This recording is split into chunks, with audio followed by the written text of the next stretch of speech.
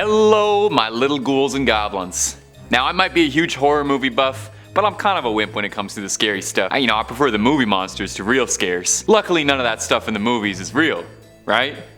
Right? Well, except for these movies, all inspired by real stories. This is top 5 horror movies inspired by real stories. Any classics that I missed? Let me know down below. Let's dive on in. Number 5, The Conjuring. Now, if you're a fan of this channel, no doubt you know all about Ed and Lorraine Warren, the famed demonologists with a storied career in investigating the paranormal and unknown. You probably knew as well that The Conjuring was based on real events, but how much do you know about the real story that inspired the mega hit? Well, just like the film, in 1971, the Perron family moved into a 14-room farmhouse in Rhode Island with their 5 daughters. Almost as soon as they could start unpacking their things, however, they began to notice bizarre happenings around the home. It all started pretty small, just weird little things. Objects moving, a broom being found in a room different from where it was left. The girls would say that they'd see spirits floating around the halls, but you know how kids are. The mother, Carolyn, researched the house's history to see if there was anything that suggested it was a ground for spiritual activity. She discovered that the house had been home to one family for 8 generations. Not that scary. She also discovered that many members of this family all passed away under mysterious circumstances.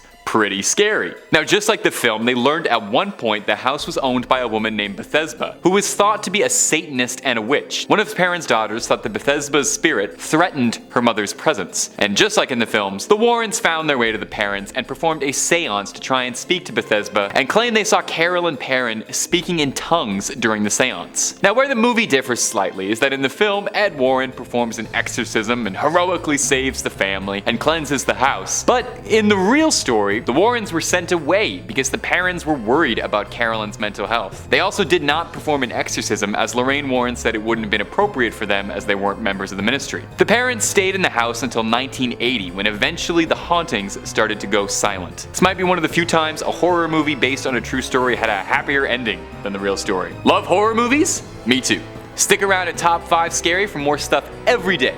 Let's keep on creeping on. Number 4. The Amityville Horror. Another haunted house story, and wouldn't you know it, another one attached to Ed and Lorraine Warren. If there was a haunted house in the Midwestern United States in the 1970s and they made a movie about it, well, by gum, those 2 names will come up a lot. They were very busy. The Amityville Horror has been made into a movie a few times, first in 1979 and again in 2005, if you can remember that terrible period when Hollywood was dredging up every single horror franchise and rebooting them terribly. Both movies are based on a real-life famous haunting, however, and while details vary between the films pretty wildly, let's see how they stack up against the original case. In 1973, a man named Ronald DeFeo slayed his family in a brutal crime, claiming that he had heard voices that had commanded him to do it, and there was some entity in the house. 13 months later, the Lutz family bought the house. The realtors had warned them about the house's grisly past, but it didn't bother them. You know how the housing market is. A friend of the family told them that it would be wise to have the house blessed, since there could still be evil inside the walls. After the family moved in, they described all sorts of paranormal wrongdoings going on. Green viscous slime coming up the staircases, voices speaking out to them, telling them to get out, flies all over the house, and the family even seeing wild things like specters. Now that's all pretty bad, but the film adaptations really take it up to the extreme. In the films, the Lutz family faces spirits directly, seeing ghosts. The father even gets possessed and attacks the family dog. Now, nothing this extreme happened in the actual haunting case, but there was a photo that was released that appears to show a ghostly boy walking across a staircase. But there's a lot of discussion as to whether or not it's legitimate, or whether or not anything involving the haunting was legitimate at all, as there are many who feel that it was faked by the Warrens and hyped up a little bit to try and make it a much more interesting story so they could sell books or movies. Well,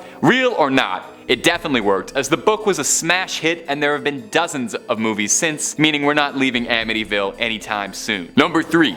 The Exorcism. Now, The Exorcism is an iconic horror movie and legendary story adapted from a novel. Not many people know that the novel and the film were based on a real-life exorcism of a boy named Roland Doe, or so we think, as his real name has never been cleared up. Living in Maryland, Roland lived a quiet, sheltered life, relying on his aunt for company, a noted occultist, and fascinated with the spirit world. She gifted him a Ouija board at a young age. After his aunt passed, it wasn't long before the family home started to experience a series of strange paranormal events. Like it always does, it started a bit small, just objects moving around the house or water leaking from all the pipes in the house, but then eventually it started to ramp up, It seemed like Roland had become possessed. He started to fall mysteriously ill, and red scratches appeared all over the boy's body. The family was put in contact with the clergy, who suggested they needed an exorcist to help them. Now, unfortunately, although in the film, Regan only needed one exorcism, albeit a brutally rough one, Roland wouldn't be nearly that lucky. Roland was exorcised round the clock for weeks and weeks. Now, he never turned green and vomited up pea soup, nor did he ever twist his head all the way around, but they did report that he would growl gutturally in a voice that wasn't his. He would speak Latin, and even threatened the priests by saying that Satan had taken control of his soul. On one occasion, during an extreme exorcism, he broke free of his restraints when he was tied to a mattress and managed to slash at one of the priests using the buckle, similar to Regan attacking her exorcisers multiple times in the film. After weeks of battling, eventually like a miracle, Roland woke and said he saw a vision of Saint Michael and Satan battling for his soul,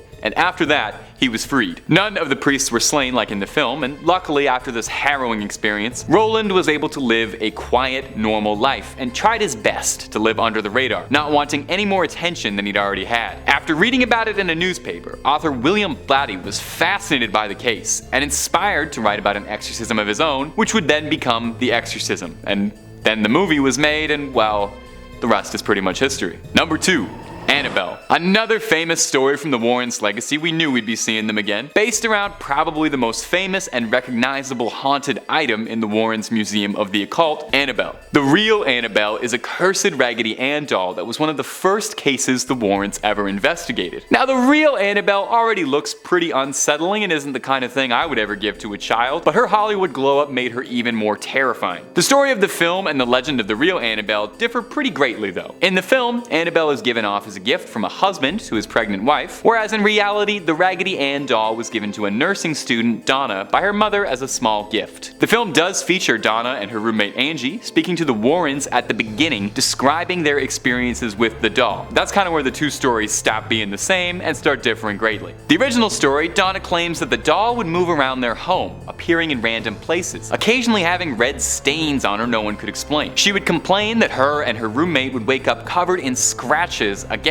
no one could explain. They said they would find notes scrawled in red writing across the home, reading cryptic things like "Help us" or "Help Lou," the name of Donna's roommate's fiance. The most extreme thing any of them ever reported was that Donna's fiance claims one night while staying over, he felt something crawling on his leg, and when he looked to see what it was, he saw Annabelle on his leg and claims the doll leapt up at him. He woke up the next morning completely unsure if what he had experienced was real or not. Now from there, they contacted a medium to arrange a seance to see if they were dealing with something truly evil. From here, the Warrens were put in contact to help them and take Annabelle off their friends. While the real story is no doubt spine-chilling, the movie got a lot more dramatic, involving satanic cults, deaths, house fires, and a whole lot more. But still, I probably wouldn't want to spend any time near the real Annabelle, just in case. Number 1. A Nightmare on Elm Street. Wes Craven was a master of horror. I don't think it is completely fair to call him a visionary and an icon of the craft, giving us not just one, but two legendary classic horror movie franchises, A Nightmare on Elm Street and the satirical horror movie series Scream. Freddy Krueger is larger than life as a horror icon. He's incredibly popular, appearing in several of his own movies, even coming into some of Jason's movies, starring in a couple video games as a playable character in Mortal Kombat and Dead by Daylight. A horribly burned dream-invading ghoul, manifesting people's worst fear and attacking them in a place no one can help them and no one can believe them. He's terrifying, but by gosh do we love him. It's no wonder Freddy's had such scary staying power. But I bet you didn't know Wes Craven was inspired by a real-life horror story for Freddy. Don't worry, there's no real-life groundskeepers that were cast into a furnace, at least I think. Wes Craven was reading the LA Times one morning and he read an article that pierced him and stuck with him. It was about a refugee family that fled to the United States for the fear of their lives. The son of the family was plagued by nightmares and said that he was too afraid to sleep. When he finally found himself falling asleep in the middle of the night, he was screaming and passed away